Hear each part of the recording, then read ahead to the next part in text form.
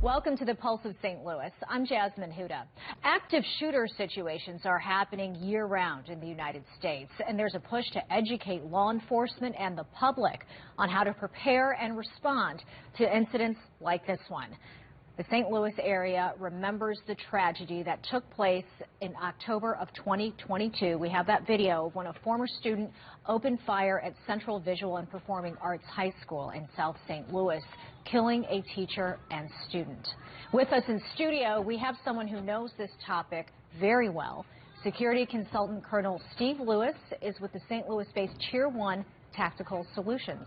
Welcome. Thank you very much for having me, Jasmine. Now, you've been in law enforcement for 35 years, recently returned from a deployment with the FBI in Washington, D.C., and a big focus was active shooter training. Tell us what you were doing there. So I was selected as an FBI National Fellow. I believe I was the first and only fellow from the state of Missouri to go conduct the active shooter unit. I was assigned to the 11th floor of the J. Edgar Hoover building, where I worked with the Violence Reduction Unit, also known as the active shooter unit. So we did training for federal, state, and local partners, private sectors, and some public entities people would know on active shooter incidents. And you actually examined previous active shooter incidents. Talk about that. We did. One of the big jobs for the Violence Reduction Unit was to investigate and look into any active shooter incident that occurred the prior year. And we, at the end of that, culminated with a report that most law enforcement agencies use. It's a public report that details the active shooter incidents that occurred the year before. The year before. So are we looking at 2023, yes. 23. So tell us, I mean, we all remember there were several incidents in Tennessee, the school. Tell us about some of these incidents and kind of what the takeaway was. So, well, we look at those incidents for several reasons. Number one, to define what the actual active shooter incident was. Number two, we're trying to look at the mindset and methodology of the active shooter.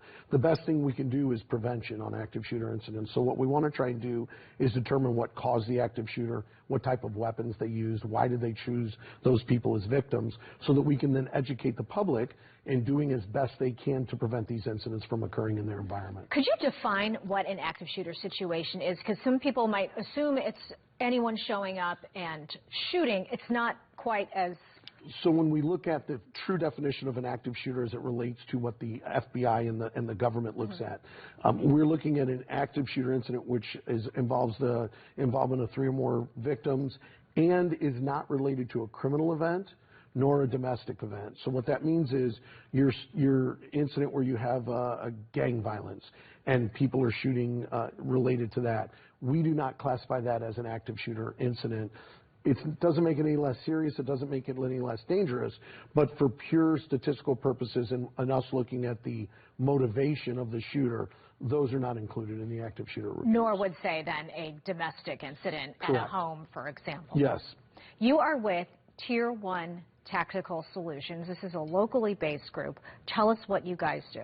Well, for the last 15 plus years, we were formed by 2 tactical operators. They were St. Louis County police officers, still are, but they were assigned to tactical operations. And what we do is we work with the private industry, private entities, schools, both public and private schools, and we teach them best practices in how to respond to an active shooter incident, as well as give them policies and procedure reviews to ensure that they have in place the latest and best policies and procedures in how to respond to an active shooter incident. We're looking at a picture. This, I believe, was from Washington, D.C., yes, one of your training exercises, but it's sort of similar to that. Very similar. And so what we do, and in that case, it's a perfect example.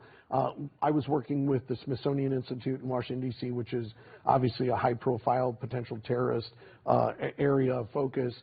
We worked with the zoo locally. This picture is from the St. Louis Zoo, actually, where we worked with them and taught them active shooter response guidelines. And so we do a lot of that with local corporate partners, schools, most of the school districts. And what's important is we look at what they're teaching people and we find out, is that what we want you to do in an active shooter event? Does it meet the needs? Does it meet the best standard for you being able to survive an incident? Now, what we've been taught, I remember growing up and now as an adult, there are the 4 E's, right? And then there's the also run, hide, fight, which is similar. Very similar. Do you still use that model? So the FBI uses the run, hide, fight model. That is the base model. What we do with Tier 1, we use the 4 E's. The first E is educate. But the other E's are escape, evade, and engage. What we do is we take the run, hide, fight concept and we basically bulk it up. We give you, running is not a good strategy, just running without a plan. We want you to escape. We want you to know your escape route. We want you to know all the avenues you have. We want to give you option-based response. If escaping isn't working, we want you to evade. Why is that better than just hiding? Just hiding is never a good option. Being under a desk, being available to the bad guy to get to you is not okay. Evading means I want you to barricade your room. I want you to use devices, whatever you have available to you, to block the entryway for the bad guy to get to you. That's interesting because most people think hiding is one of the methods to use, approaches. And one of the biggest things I want to communicate to the public, and thank you for your help in doing this, is in all the training I've done and some of the responses and reviews we've done of active shooter incidents, hiding is never the best option. Being under a desk and just hiding and waiting for law enforcement. Law enforcement will get to you and they'll get to you quickly, but just simply hiding is not an effective means. When you look at active shooter incidents, you see the highest death tolls, the tallies are when people just hid and the bad guy was able to access to locate you and access you. Absolutely. It's a sad reality, but that's what it is. Schools are different. You know, you're dealing with younger people, and of course as young as kindergarten, high school, and you guys, Tier 1 Tactical, goes to schools. Absolutely. What do you train children? And it depends on the age. So I'm a big proponent, as is Tier 1. We have more children-based training for the younger kids. When you're in middle school and high school, those kids can absolutely defend themselves. They can absolutely evade and blockade a room. They can absolutely escape and assist their teachers with helping other kids escape. When you get to the younger ones, maybe we go through routines that help them reinforce what we want them to do without tying it to such a sensitive topic as active shooter. Wow. You know, I brought up CBPA, which was just a couple years ago, and they were praised for how they handled it, and you feel the same way. I do. The St. Louis Metropolitan Police Department did a phenomenal job. Those heroes ran into that building in what could have been a very much worse incident. And obviously they ran into the gunfire. But it's about being able to get there in time, right? Clearing that large of a building, that adds time, and that's why we try and teach people. You have about 3 to 5 minutes that you need to be prepared to protect yourself before law enforcement can arrive. Wow. So for people who are watching, what would you say is the big takeaway? Preparation, number one.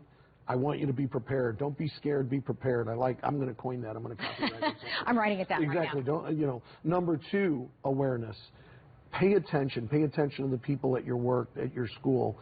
Number three, training. You really should get some training. It takes us a long time for officers to have that muscle memory so that they know how to respond. We want people to have that same muscle memory. Well, this is great information. Colonel Steve Lewis, thanks so much, and I'm looking forward to seeing that report. Absolutely. That came out of the FBI in Washington, D.C. Perfect. Thank you so much. All right.